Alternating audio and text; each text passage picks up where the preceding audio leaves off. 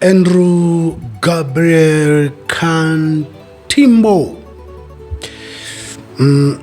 My brother, hongera sana kwa kupata RPC. In such, nilitegemea sana na niliongea sana wakati ule kwamba kwa uchapakazi wako, kwa namna yako ya namna ulivyotimiza majukumu yako, hasa kuhusiana na maisha yangu na watu wa karibu yangu, nilikuwa na uhakika kabisa kwamba ilikuwa lazima uje upate cheo, na sio hicho hapo unapita brother, na hakika umepewa nafasi hiyo. Ndiyo, najua umefanya mengi makubwa kuliko ya kwangu, kuliko ulionitendea mimi, lakini na uhakika kabisa uliofanikisha juu ya maisha yangu na wa karibu yangu yamehusika kwa asilimia zaidi ya 80, wahusika kukukumbuka na kukuweka hapo ulipo. Kwa nini? Kwa sababu Biblia ilitabiri watu ambao wangefanya kazi, wangechapa kazi kama wewe. Ilitabiri kwamba watazidishwa kwa utukufu, na aina ya utawala kama iliyo kuzidisha wewe kwa utukufu. Nimekwambia hapo, inawezekana kabisa unapita wewe, bado kuna eneo la juu zaidi unakwenda. Kwa wasiojua, tuwakumbushe tulikopita. Jina Andrew Gabriel Kantimbo kwa mimi ilikuwa karibu kila ibada lazima litajwe, na nilikuwa nauliza kabisa, injinia, tuko hewani? Watu wa kwenye mitambo tayari tumeshakuwa hewani? Sema ndio. Basi wote wanatega masikio karibu nchi nzima. Cha kwanza walikuwa nasema, cha kwanza tu tunaanza kusikia Kantimbo. Kwa sasa naomba ambao mmesahau, ambao hamkujua, basi mjue hongera hizi za dhati kwa nini zimeenda kwa Andrew Gabriel Kantimbo kupata RPC, tofauti kabisa na mlivyonizoea. Sababu ninazoega wakati wote utawala wa Samia nina ukabiri pengine kwa kupinga na kuonyesha mabaya yake, lakini Andrew Gabriel Kantimbo nimeanza kwa kumpa hongera na pongezi. Kitabu cha Biblia ambacho kinaonyesha aina ya utawala wa Samia na aina utendaji wa Kantimbo na anavyostahili kuwa hapo, takisoma baadaye kidogo. Pengine hapa niseme kwanza kwa nini Kantimbo ni mtu wa kihistoria kwenye maisha yangu. Kwanza, kabla sijasema haya, ifahamike kuna mtu ambaye alikutetea sana na ni mtu wa karibu sana kwangu. Sema, Mbarikiwa, unamsema tu Kantimbo. Kantimbo anatumwa. Sasa niweze kuweka vizuri kwamba dunia yote, dhambi zote, ubaya wote unaoona duniani, kuharibika kwa nchi yetu na dunia imeharibika kwa sababu ya wanaotumwa. Aidha kwa sababu wanaogopa watapoteza ajira zao, au watapoteza hata maisha yao, au watapata posho fulani. Kwa hiyo nchi, dunia wakati wote imeharibika kwa sababu ya wanaotumwa, sio hiari yao. Hakuna anayefanya ubaya ambaye ni asili yake na anasikia tu nara, hata anayekwambia mimi ni mbaya, mimi nina roho mbaya, mimi nina roho ya kishetani. Hakuna kamati ya roho mbaya, hakuna mwanadamu mwenye roho mbaya. Wanadamu wote hata akifanya mabaya, moyo wake unamuuma. Lakini nataka uelewe, hao wanadamu wote ambao mioyo inawauma wakifanya mabaya ndo waliosababisha duniani pawe pabaya, ndo waliosababisha nchi yetu iwe na hali hii iliyopo. Na nadhani wote tunafahamu kwamba mtu akienda kuua kwa sababu ametumwa. Ikienda mahakamani akasema kweli niliua, lakini nilitumwa na huyu. Mara nyingi anayekuaga kwenye hatia ni aliyetumwa, sio aliyemtuma. Mara nyingi aliyetumwa ndo anapewa adhabu kubwa zaidi, kwa sababu unatakiwa ufanye linalokupasa kufanya, si kwa sababu nani kakutuma, nani kakushinikiza. Adam alikula tunda kwa sababu amepewa, ameshawishiwa. Samson alishawishiwa, akatoa siri zake. Kwa hiyo asilimia kubwa dunia imeharibika na inaendelea kuharibika kwa sababu ya wanaotumwa tu. Yani wale maaskari walienda kumtupa Shadraka, Meshaki na Abednego walitumwa, lakini adhabu haikuwapata waliowatuma, ilianza kwanza na waliotumwa.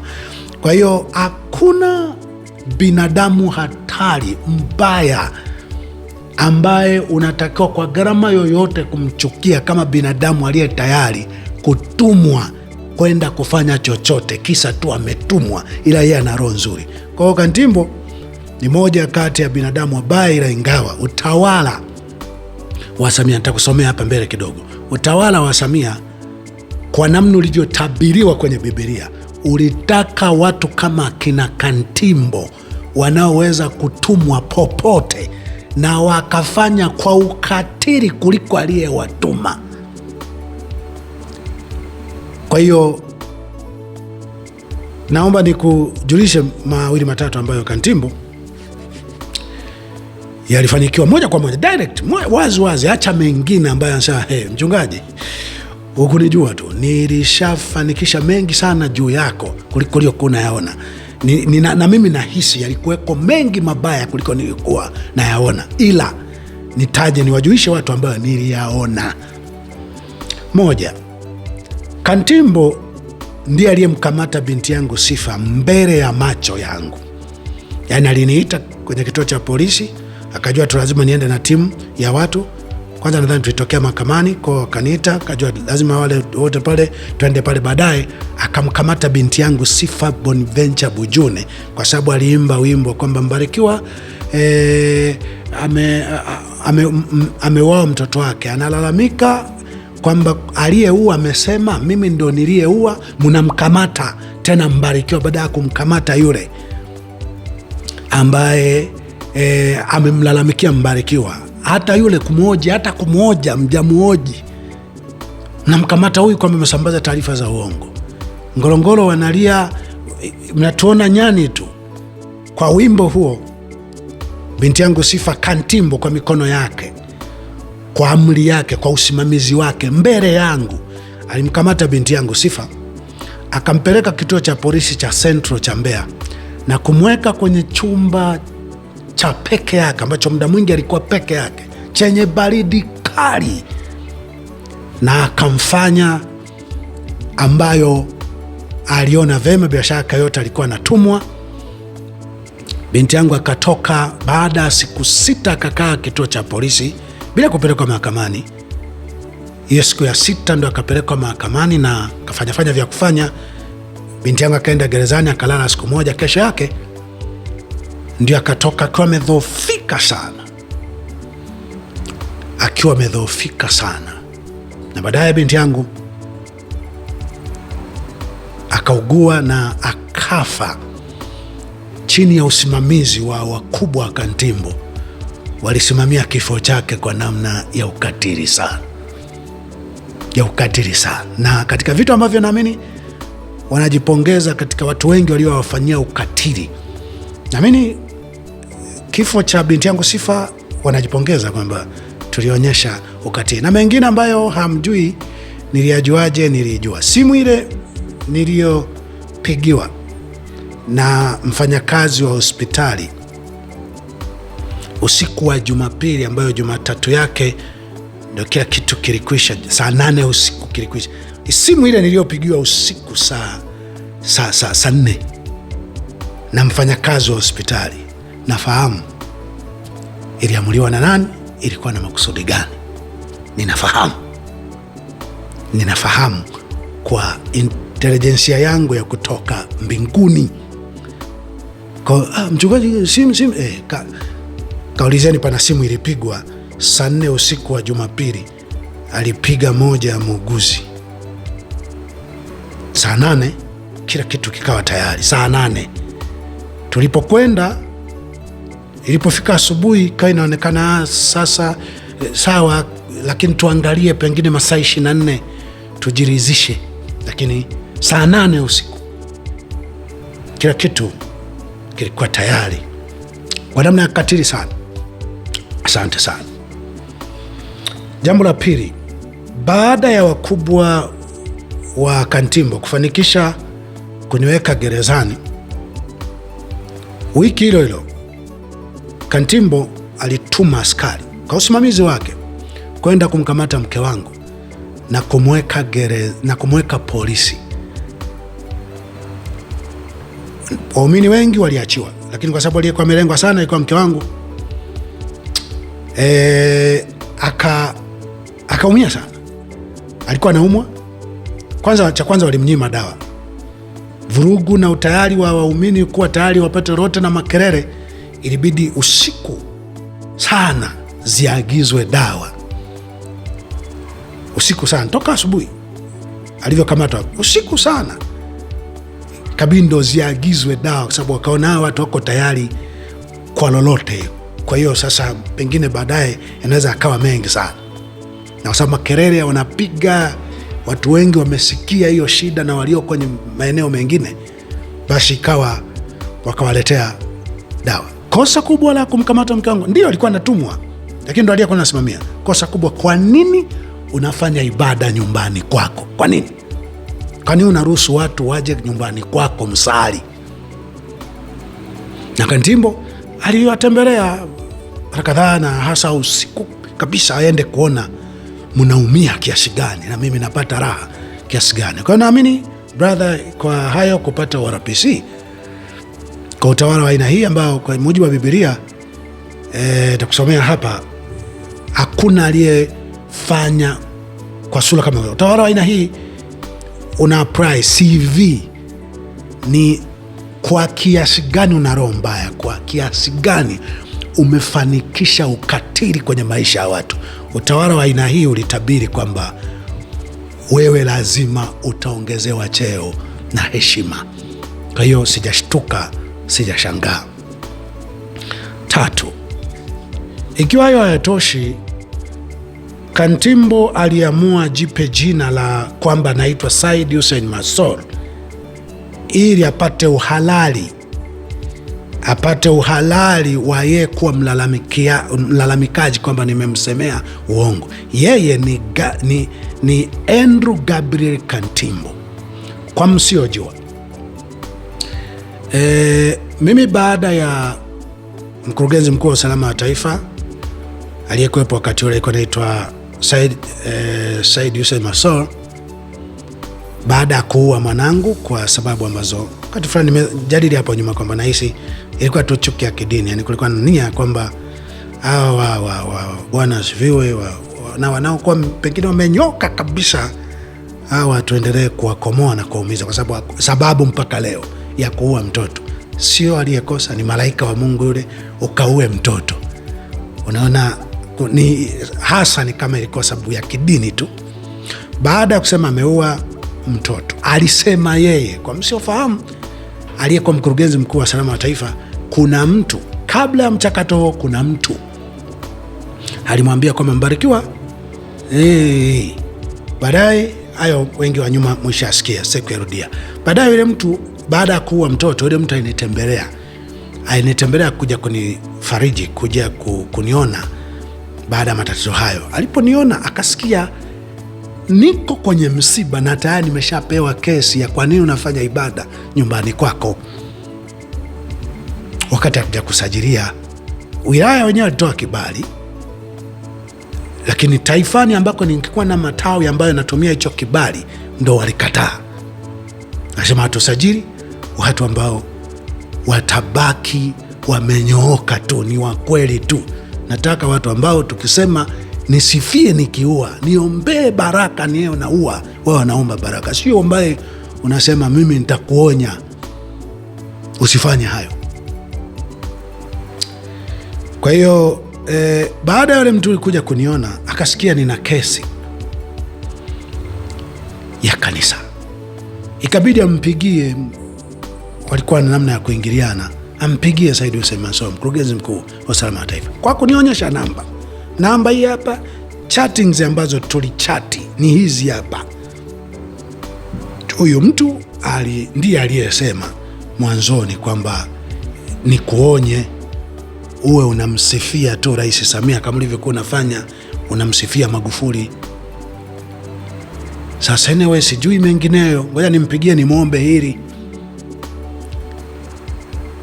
Kumpigia, bwana niko kwa Mbarikiwa.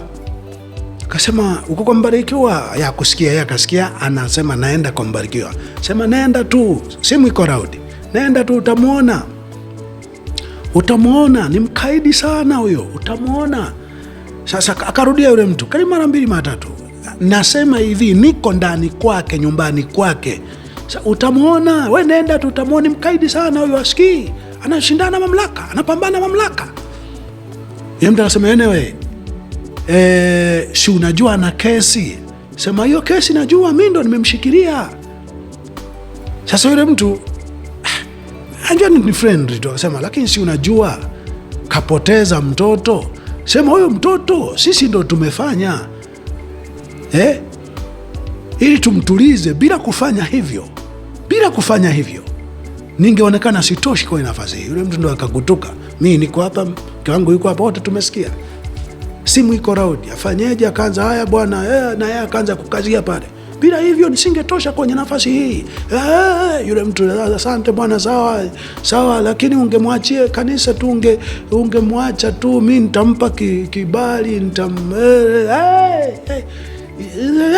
Yule mtu kabidi, sawa bwana, omba sana tukate. Ikakatwa simu. Sasa mimi kwa sababu walipoua mtoto walinitengenezea timu ya watu wa makanisani, waitengeneza na timu ya watu mbalimbali, wao wanaimba wimbo umetoa mtoto kafara, wameoa mtoto wangu, alafu pia wakanipa jina umetoa mtoto kafara. Ilikuwa inaniuma sana. Kwa nilipopata ile taarifa nikasema kama ni kuua na waniue, lakini acha niseme ukweli huu. Kwa nilisema jamani, mtu anayeitwa Said Hussein Mansour ambaye ana namba ya simu hii, ambayo namba hii huyu mtu amewasiliana na mtu huyu, kasema hivi. Kimsingi lile zoezi mimi nisema tarehe 25 mwezi wa pili mwaka 2023. Ile taarifa ni dhahiri kwamba ilikuwa na ukweli, kwa sababu nadhani walipofuatilia, kwa sababu waliongea kwenye koo ya kawaida, walipofuatilia wakaona kweli ile namba imeongea na huyo mtu. Kweli pita zaidi ya mwezi mmoja, hawajui cha kufanya. Watu masikio tu yanawasha kwamba hii taarifa, huyu mtu ujasiri alionao, tayari alionao. Sasa baadaye mambo yametulia, imepita kama mwezi mmoja na siku kadhaa, mimi ilibidi niende nikatoe taarifa polisi. Shauri na kijana wangu mmoja, sema basi sasa, kwa sasa nenda katoe taarifa rasmi. Kwenda ndio nikaenda kukutana na kisanga cha Andrew Gabriel Kantimbo. Amejibadilisha na kwamba yeye ndo Said Hussein Mansour, ananilalamikia kwamba nimetoa taarifa za uongo, kwamba yeye amesema. Kesi ikaenda mahakamani. Hakuna maelezo ya Said Hussein Mansour, pana maelezo ya Kantimbo tu ambayo nayo yaliandikwa baada ya mimi kujieleza. Hapa kwa sababu nilipofika polisi wakaanza kusema kuna taarifa hii, baadaye nilipoeleza sema sawa, tunaona nimesema uongo. Sema nani amewaambia nimesema uongo? Yaani kuna maelezo gani ya huyo niliyemtaja ambayo mnasema amenishtaki? Hamna, ila tu umesema uongo, asema Kantimbo. Tukaenda mahakamani. Siku hiyo mimi sikuwa na wakili, mwanzoni kote nikataa kuwa na akili. Nilimhoji mimi mwenyewe nikasema, Andrew Gabriel Kantimbo, wewe ndo unayesema nimesema uongo? Kuna mahali popote nimemtaja mtu anaitwa Andrew Gabriel Kantimbo amesema ameua mwanangu? Hapana. Mimi niliyemtaja ni nani? Ni Said Hussein Mansour. Wewe ni Said Hussein Mansour? Hapana. Yaani imekuwaje ukasema nimesema uongo wakati sijakutaja wewe, sijasema niliongea na wewe?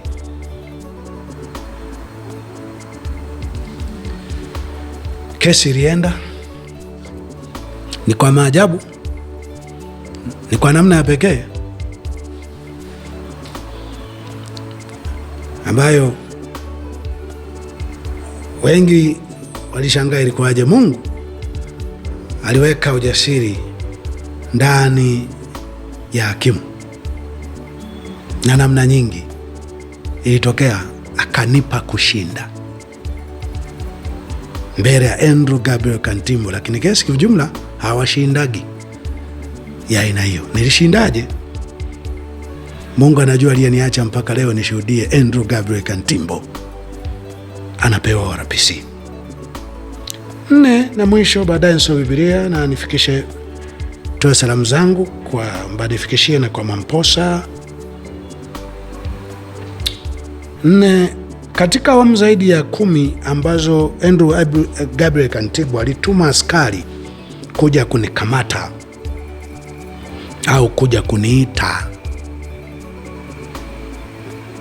kuja kuniletea barua ya wito na vitu kadha wa kadha ili niende ofisini kwake, mara 2 na iliyo wazi kabisa mara moja, Andrew Gabriel Kantimbo alikusudia kunifanyia jambo gumu sana lenye madhara makubwa. Sijui kilikuwa ni kifo changu pale, sijui kilikuwa ni nini, lakini Andrew, wewe unafahamu, kuna mtu alinichomoa mikononi mwako, kuna mtu alinichomoa mbele yako, akiwa anajua wewe una watu wenye nguvu kuliko yeye,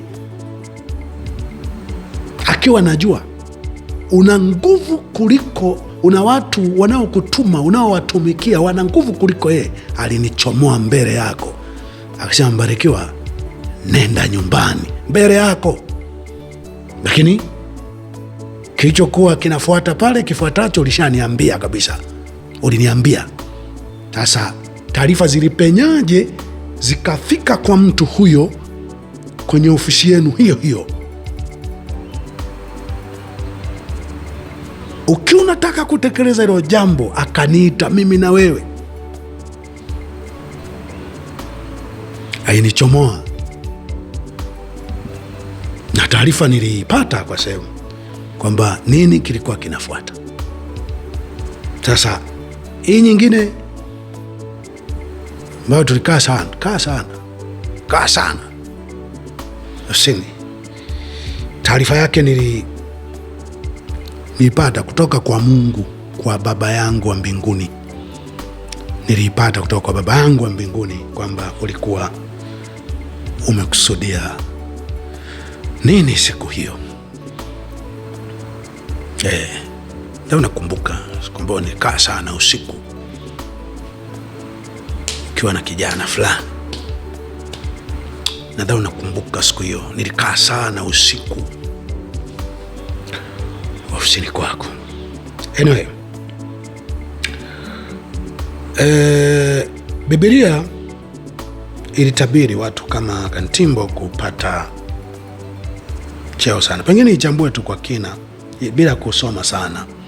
Nichambue utawala wa Samia ulivyotokea. Kwa nini inawezekana kabisa ndio utawala huu ulitabiriwa katika Danieli 11 mstari 21. Kwanza ulivyotokea, nitalukaluka tu kidogo. 21, Danieli 11 anasema, kisha baadaye yake atasimama mtu mmoja, mtu astahiliye kudharauliwa, ambaye hawakumpa heshima ya ufalme, naye atakuja wakati wa amani, naye ataupata ufalme kwa njia ya kujipendekeza. Na hakika Tanzania kwamba rais anaweza kuja kuwa mwanamke haikuwa rahisi. Akaja wakati uliofanikiwa sana, na akaja kwa njia ya kujipendekeza. Sasa vinafanana sana. Hapa tunakwenda baadaye, aliyekwepo mtangulizi wake wa karibu yake, walao chakula mezani pake, wakamuua. Katabi imepita hapo. Baadaye huyu mfalme alianza urafiki sana na ukaribu sana na wafalme wa Uarabuni. Wafalme wa Uarabuni ndio story inayoendelea hapa. Kinachofuata katika kufanikisha yote hayo ya kikatili, mstari wa 31 anasema, na wenye silaha watasimama upande wake, nao watapatia unajisi mahali patakatifu. Ndio ngome. Wenye silaha ndio akina Kantimbo watasimama upande. Hakuna wakati majeshi yameapa kuua idadi yoyote ya watu kwa ajili ya mtawala kama wakati huu. Watakuwa naua watu gani? Watakuwa wanatesa sana watu gani? Sio wa dini, watu wema. Mstari wa 32, na hao wafanyao maovu juu ya hilo agano atawapotosha kwa maneno ya kujipendekeza, lakini watu wamjua Bwana wao watakuwa hodari na kutenda mambo makuu. Na hao walio wenye hekima na hekima katika watu watafundisha wengi. Hata hivyo wataanguka kwa upanga, kwa bunduki. Zamani hakukuwa na bunduki, silaha kubwa ilikuwa upanga, kwa ndio maana alikuwa anatumia hiyo. Wataanguka kwa upanga, wataanguka kwa moto, kuchoma moto. Moto sasa nadhani hasa zinatumika shoti za umeme, nyaya za moto, na kwa kufungwa magerezani siku nyingi, na kwa kutekwa nyara siku nyingi. Wamjuao Mungu, watu wema, askari wenye silaha watakuwa Bennett closed na mfalme huyo, wakitesa kila mwenye chembe chembe ya haki kwa mateso ambayo hayajapata kuwapo. Niruke hapa katikati, anasema atafanya yale ambayo waliomtangulia hawakuwahi kuyafanya. Mstari wa mwisho tu nisome 39, anasema naye ataziteka nyara ngome zenye nguvu kwa msaada wa Mungu mgeni, na yeye atakayemkubali atamwongeza kwa utukufu, naye atawapa kumiliki wengi, naye ataigawa nchi kwa rushwa. Naye ataigawa nchi kwa rushwa. Ni mstari wa 39, Danieli 11. Hakuna wakati rushwa inatembea sasa nchini. Karibu kila kitu kimesimama, pengine vyote ni makaratasi tu. Unaona makaratasi kibarabara, pengine kidaidi cha kilomita 2-3 kimejengwa pale, sawa. Karibu pesa yote inatumika kutumikisha vikundi vinavyoenda kuleta madhara mahali.